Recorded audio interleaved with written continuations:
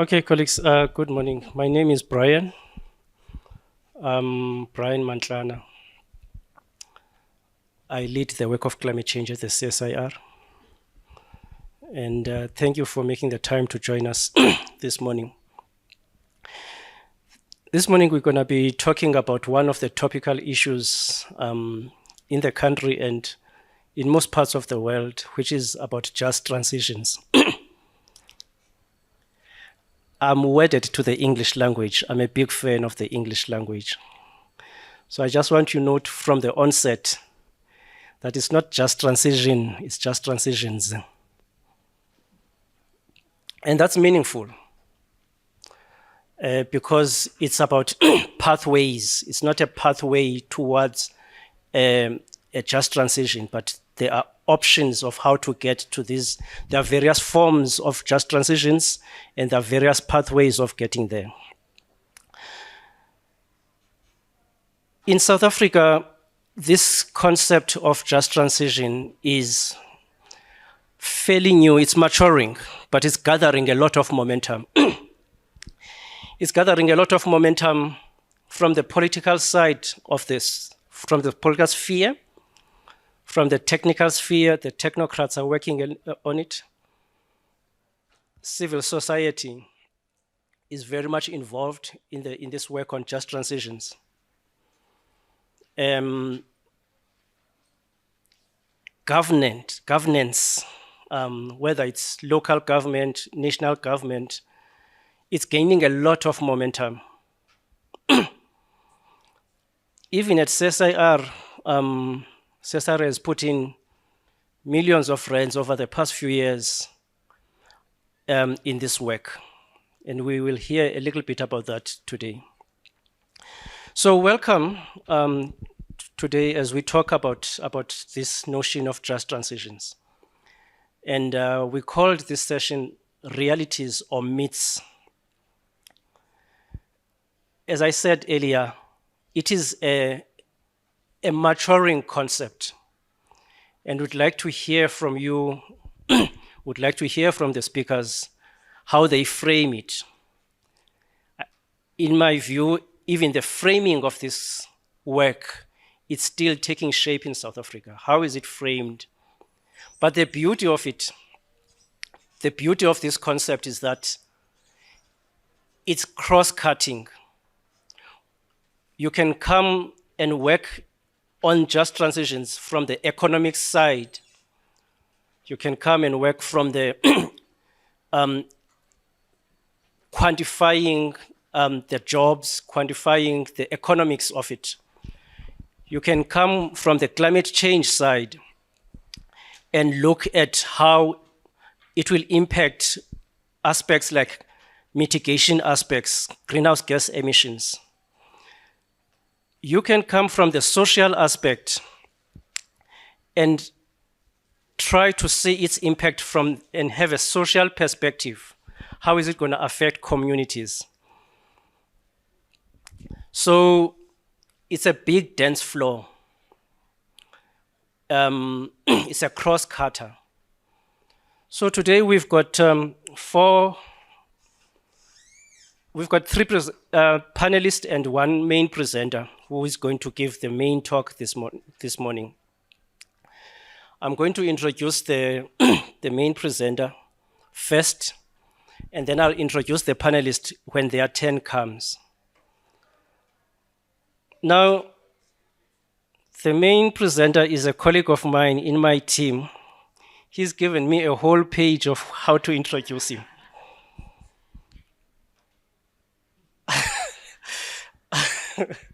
I'm not going to read this. Thanks, Shingi, for providing it. Shingi is a research group leader in holistic climate change. He leads a team of about 12 people. Before he joined us, he was working at the HSRC, and we got him there about a year ago to join us. He has published a lot of chapters in a lot of different books. He's is well published, especially in this field of energy and biofuels. We brought him in to work on climate change issues because we wanted him to bridge the, the greenhouse gas emissions side of climate change with the climate change adaptation side and with the climate policy aspects. So we brought him in to lead our team and emphasize the interlinkages in this broad scope of work on climate change. So Mutanga, please, I'm not going to read your biography there. I just want you to say welcome, and we're looking forward to hear from you.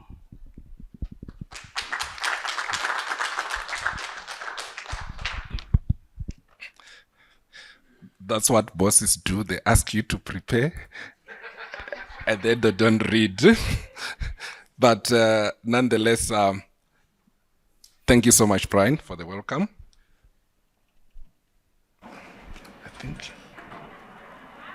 I think I can use this one, right? Yeah, sure. Yes. Sure.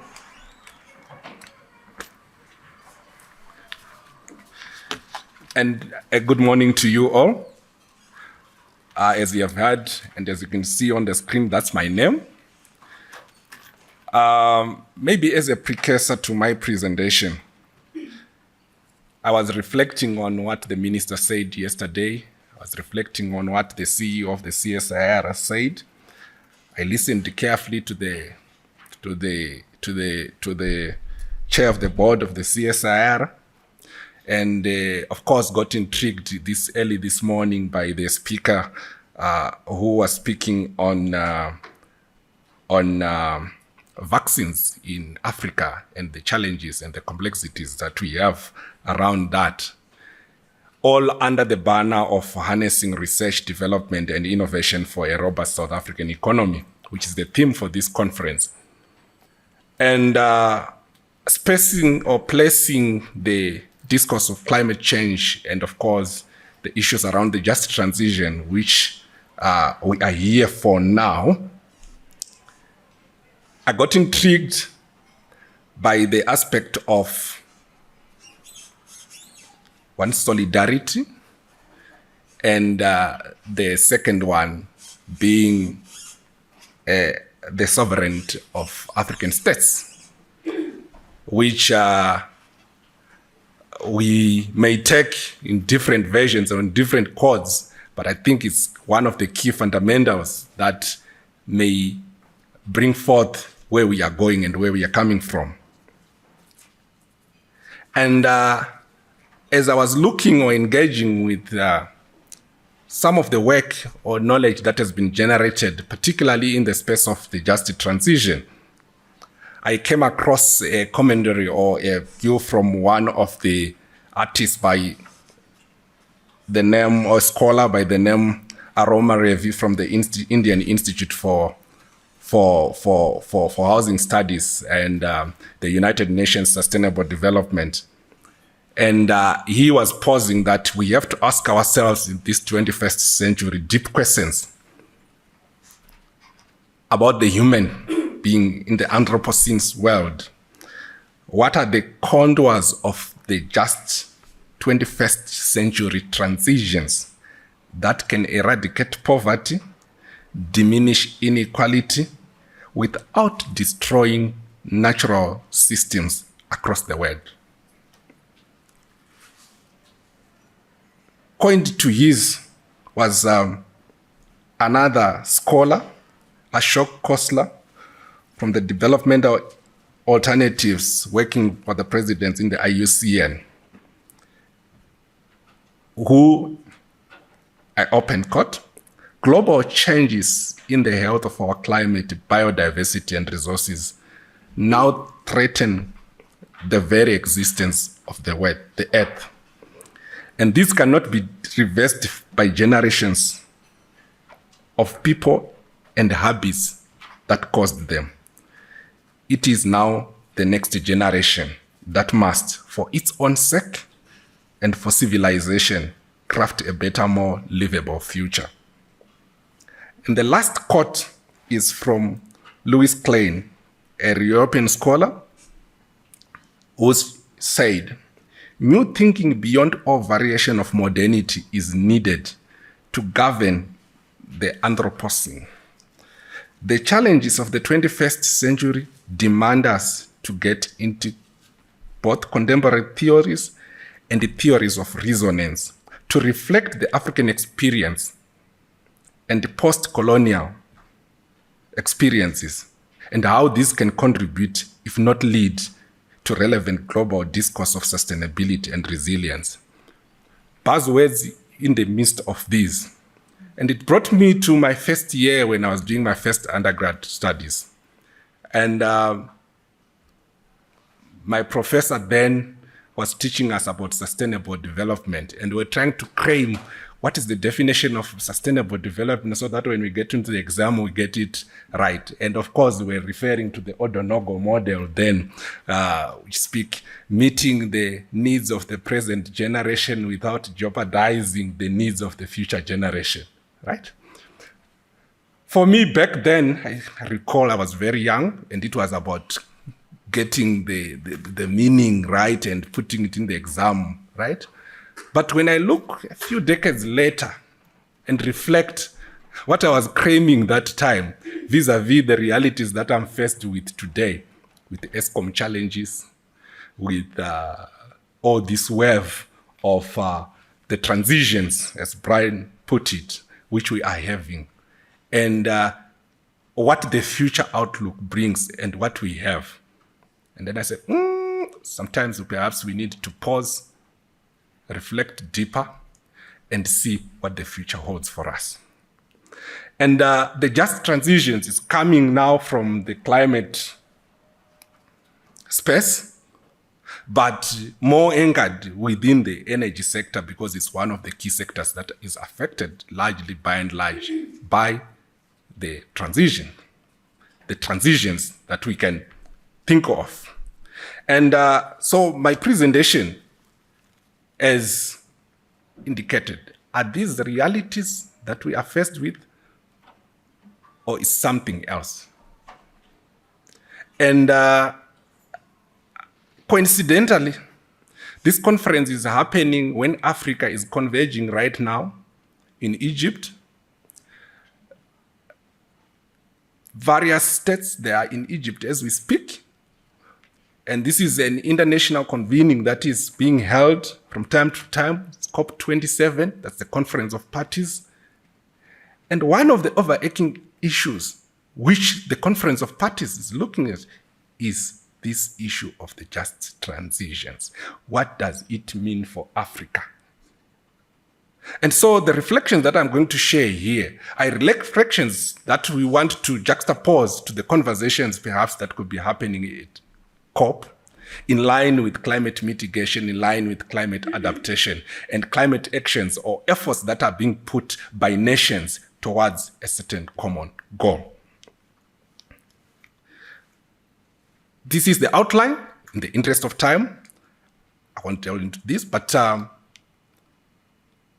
importantly, when you look at the genealogy of the just transition, there is growing evidence which shows that in the 21st century that we are in, there are transitions that are underway, which may suggest that we are entering into a wave or a period of great transformation, which is equally important as to that of the Industrial Revolution, for those that have done history before, or the Agricultural Revolution. We are talking of several years ago.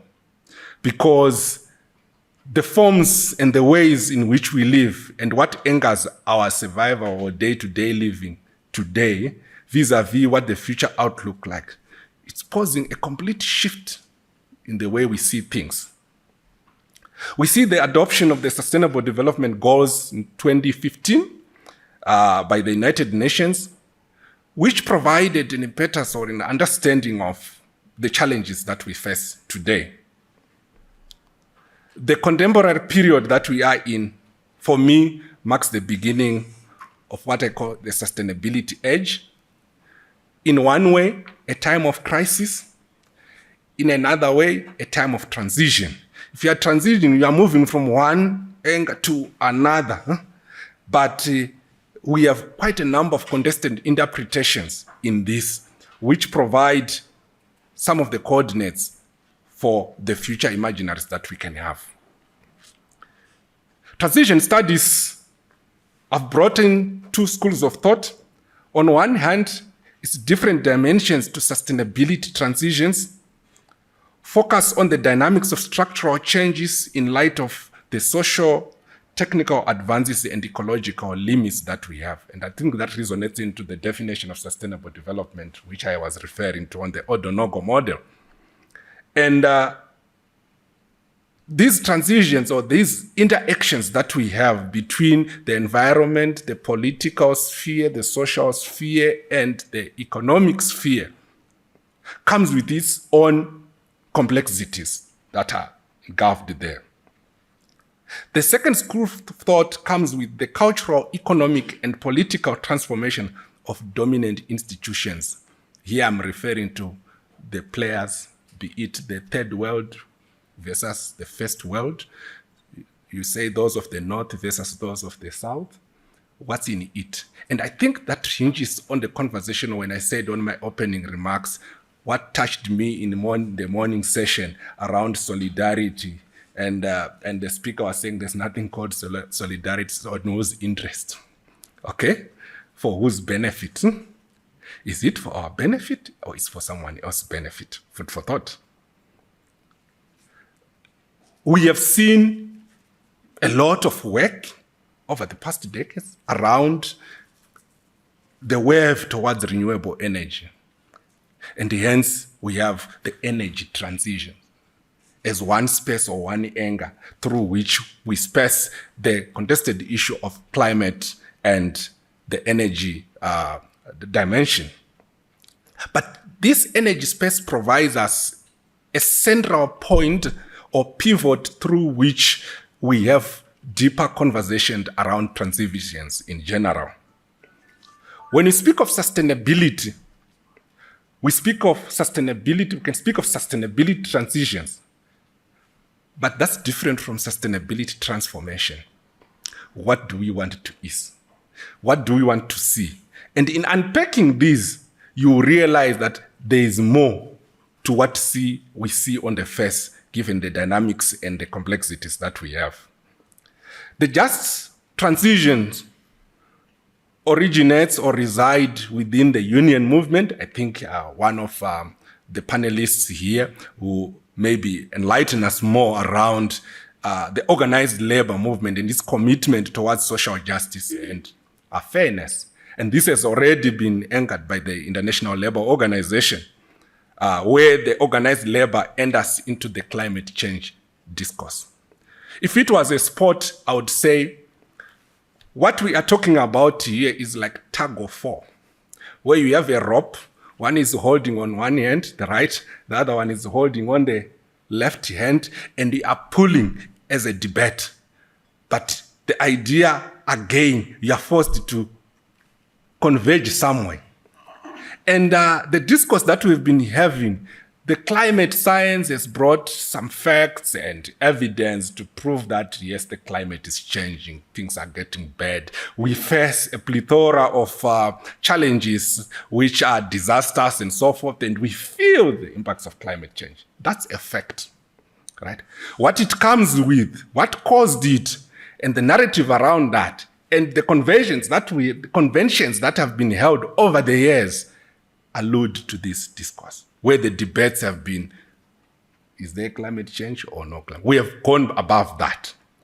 But now, when I reflected on some of the conference of parties that have taken place in the past, and I was trying to link them to the discourse that we have here on just transition.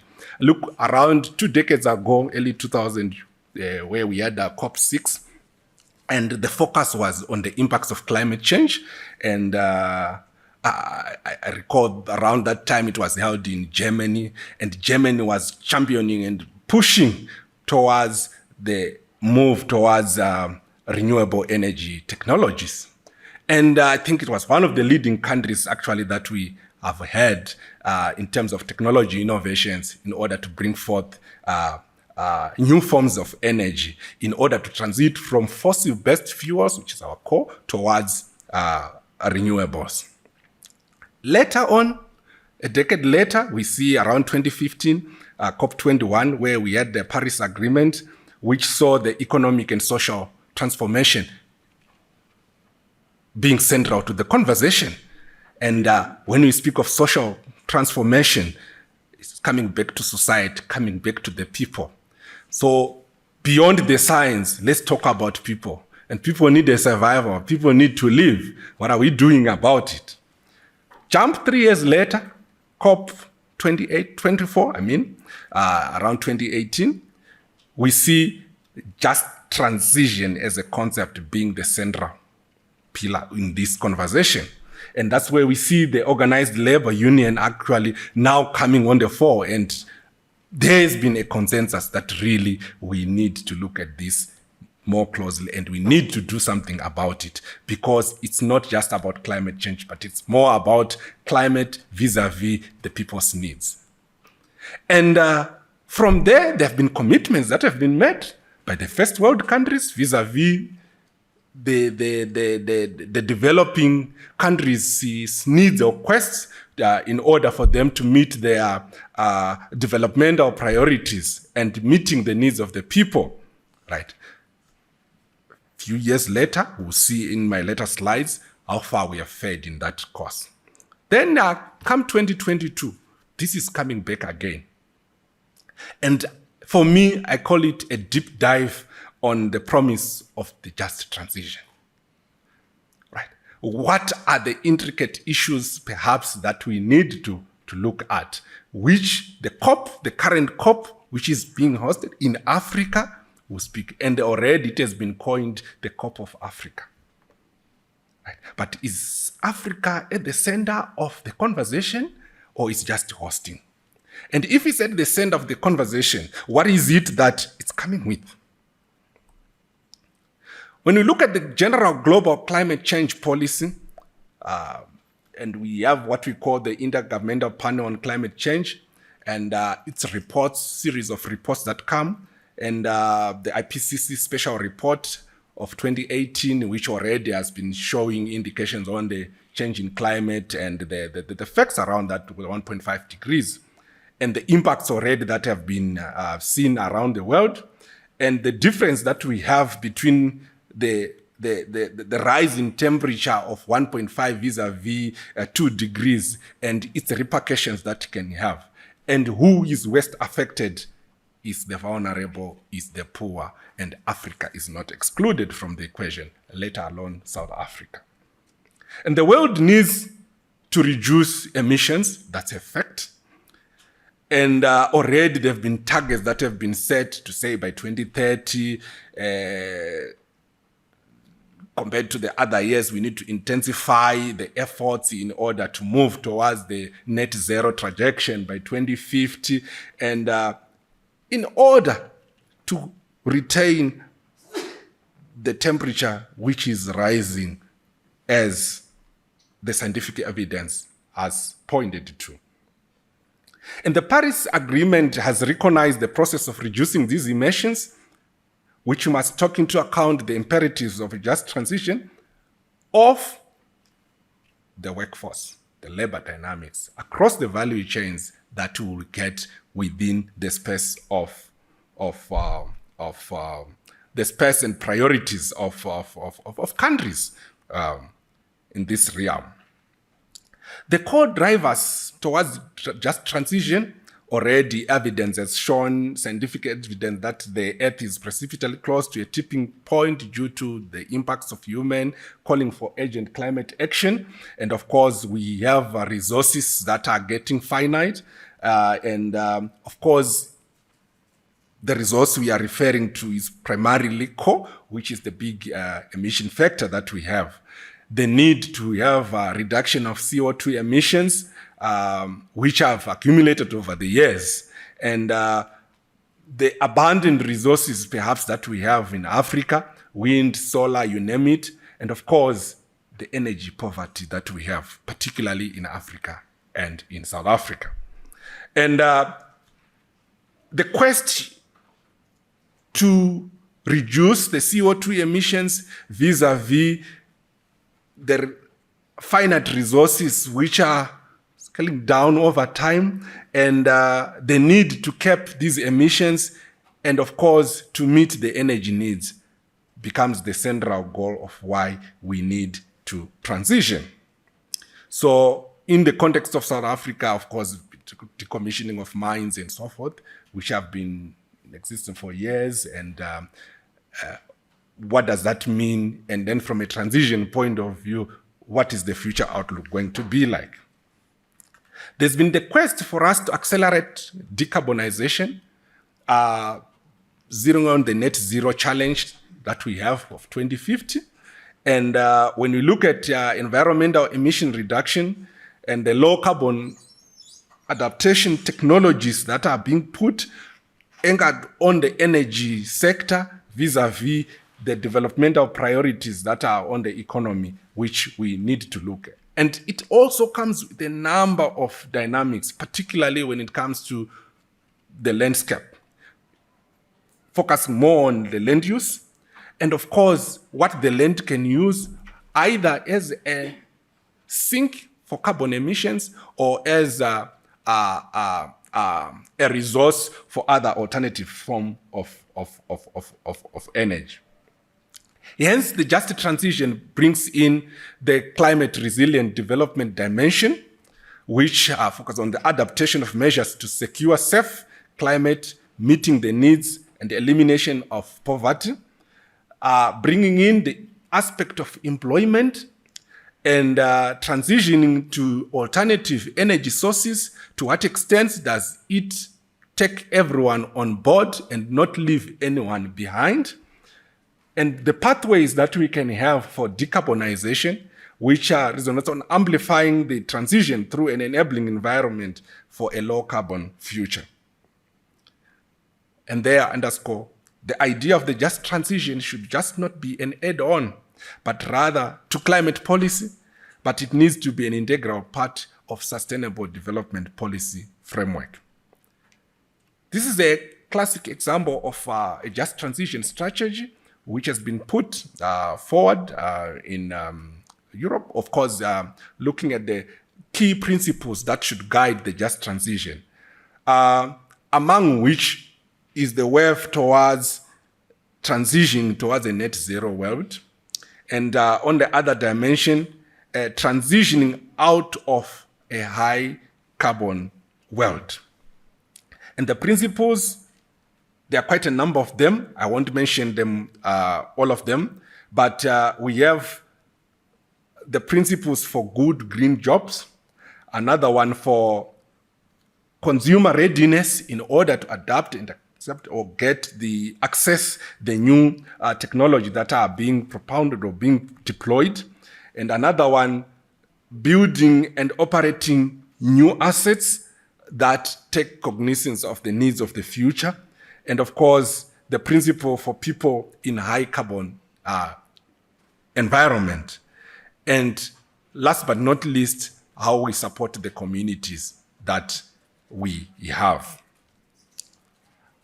I deep dive into the South African case, which provides, I think, a classical illustration of some of the challenges perhaps that we are faced, not only in South Africa, but for the continent at large.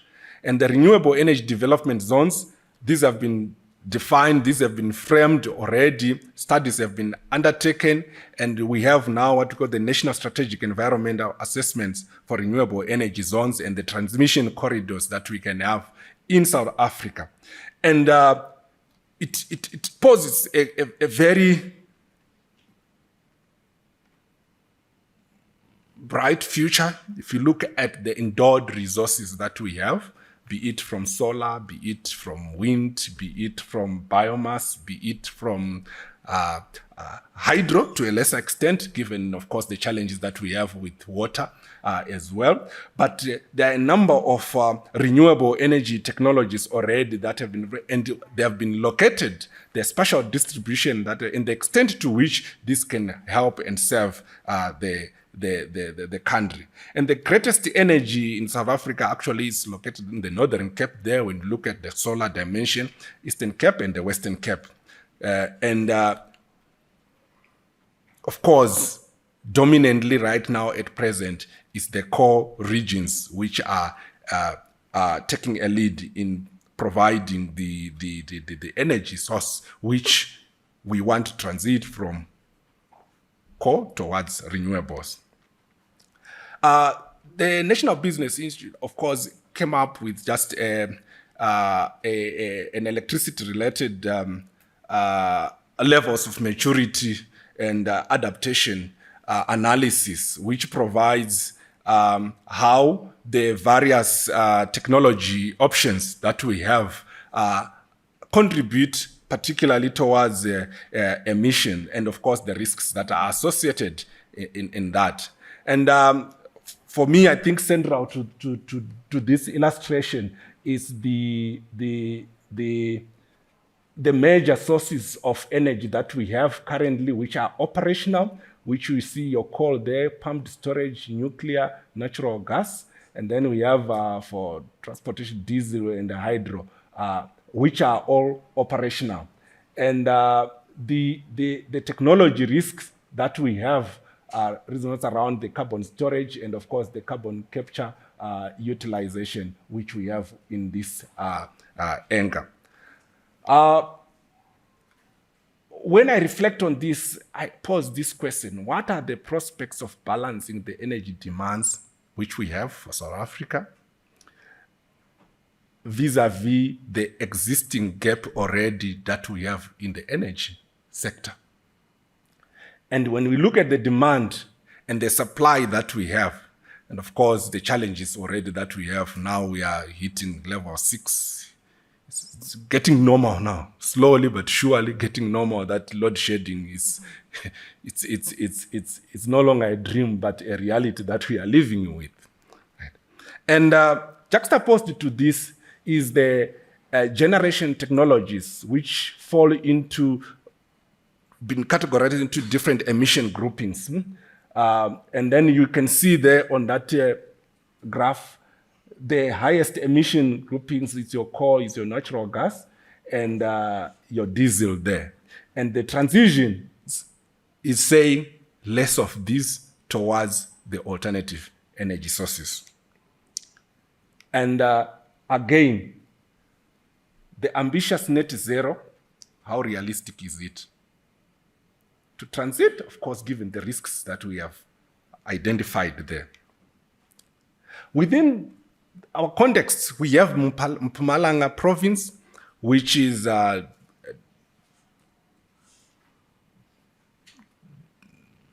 dominated by coal resources, and the coal mining sector is a major contributor to the local economy for South Africa, as we know it. And the just transition, obviously, it hits hard on this province because it's the major player in the country. And when we look at the illustration that we have here, almost 25% of mining and quarrying, it's mining and quarrying, which is contributing towards the overall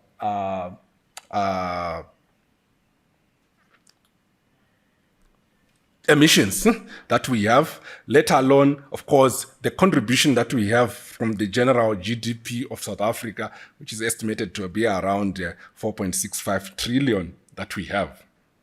And substantial coal-fired power stations are planned to be decommissioned, as I indicated earlier on, through the Integrated Resource Plan of 2019. And there we see about over 5,000 megawatts is planned to be shut down in line with the Integrated Resource Plan by 2030. Between 2020 and 2023, right? We are already in 2022.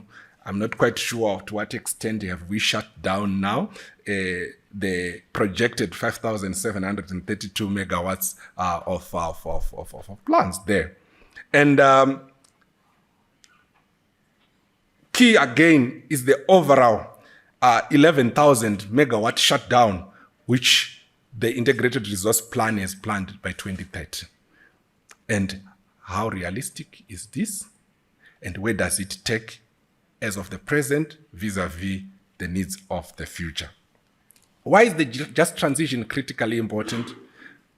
The coal sector is the largest mining contribution to the GDP, as I've indicated, and the country's coal sector has 93,000 direct employees with earnings of approximately 22 billion. And we have about 170,000 indirect jobs that are created by the coal sector. And according to the Mining Review of Africa of 2018, South Africa's coal sector created approximately 129 billion in sales. Against this, the unemployment rate is 30.8% as of 2020. Slightly more now, as we see, I think, on the latest CSIR report.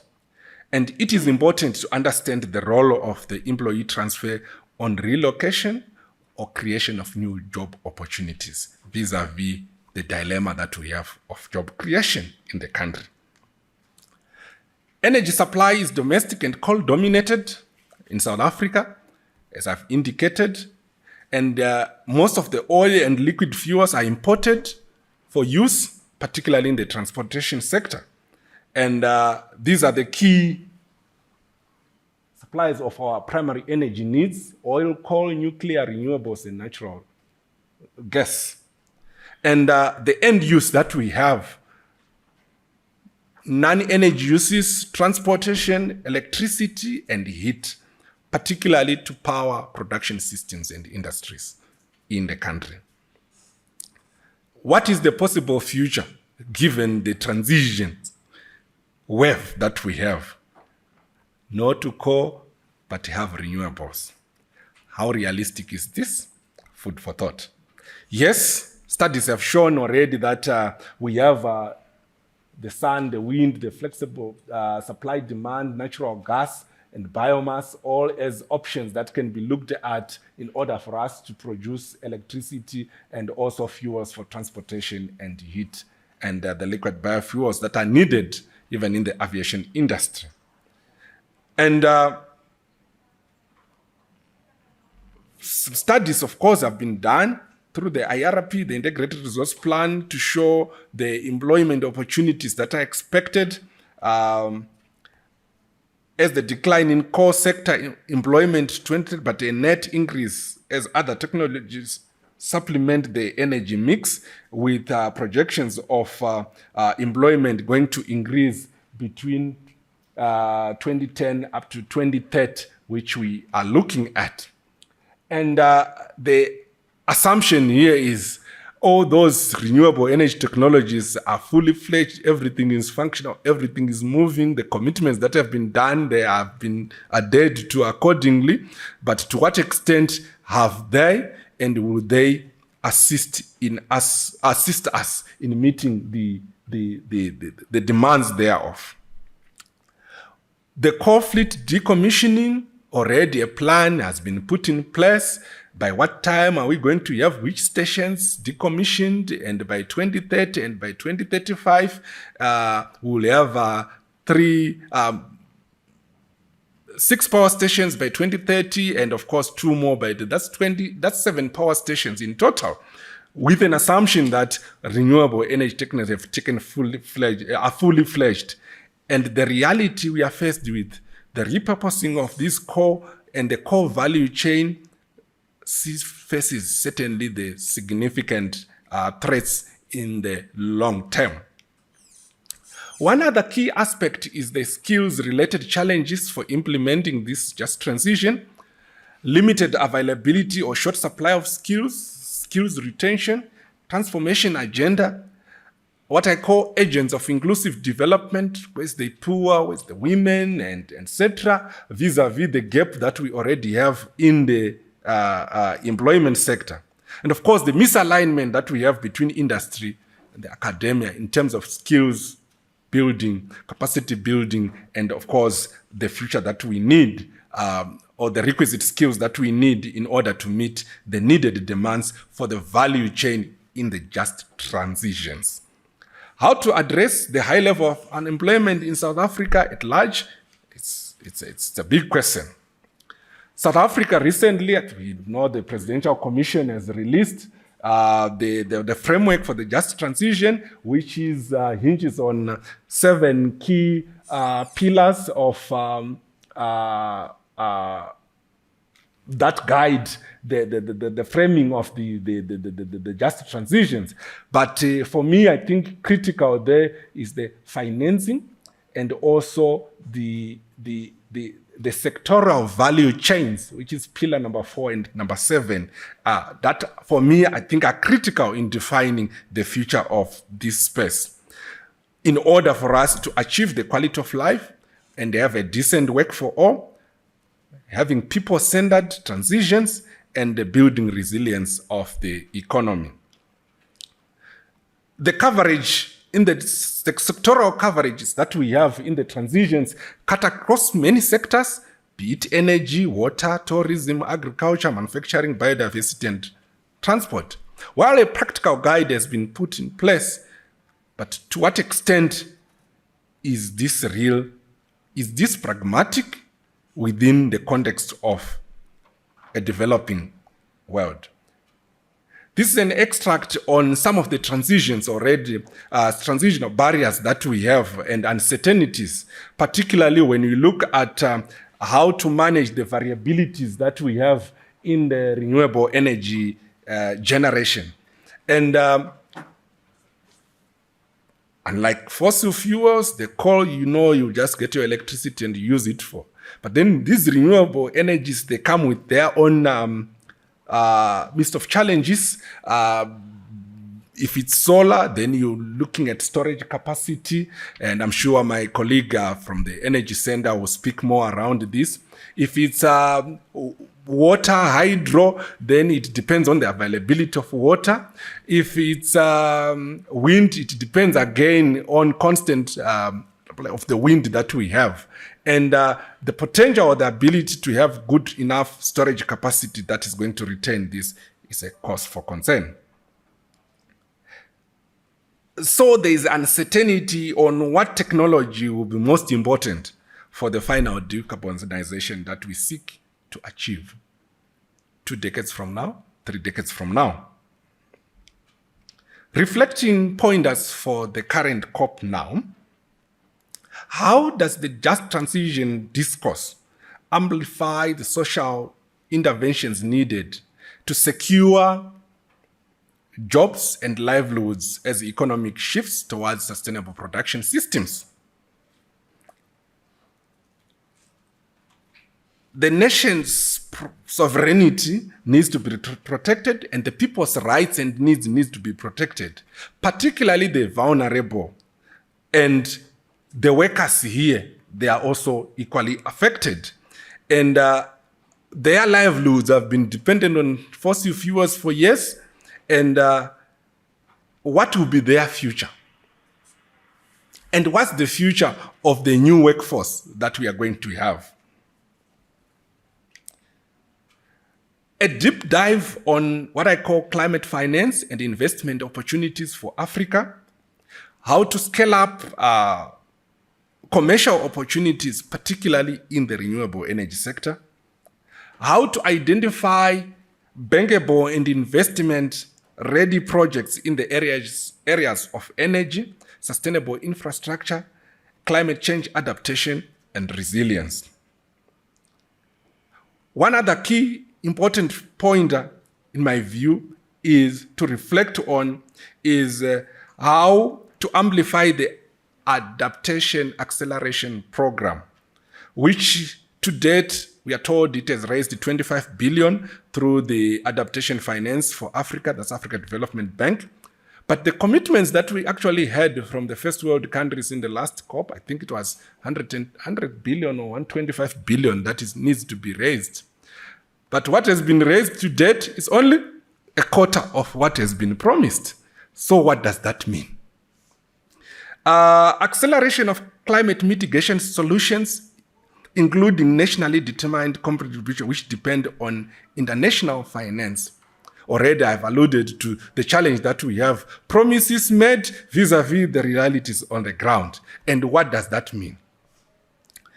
Another component is the decommissioning of coal-fired power plant stations, the phase out of coal, the need to focus our attention on repurposing coal value chains. If you look at the global geopolitics in Eastern Europe, just recently now with the war in Ukraine, right? Because of the energy demand, of course, now there's been, because of the instability, the supply of energy has been shifted. And for that reason, other countries in the first world countries went back to their coal power plants, switched them on in order for them to supply themselves with energy. If you look at Germany itself, earlier when it propelled and then it had fully fledged the renewable energy dimension, when things went haywire along the way, they went back to their coal power plant, they switched them on. So, Tina, are we switching them off or we are closing them with the hope that the renewables that we have will sustain us? Food for thought. Electricity is a prime sector for decarbonization. Africa's transformation and sustainability hinges on building, in my view, effective energy mix.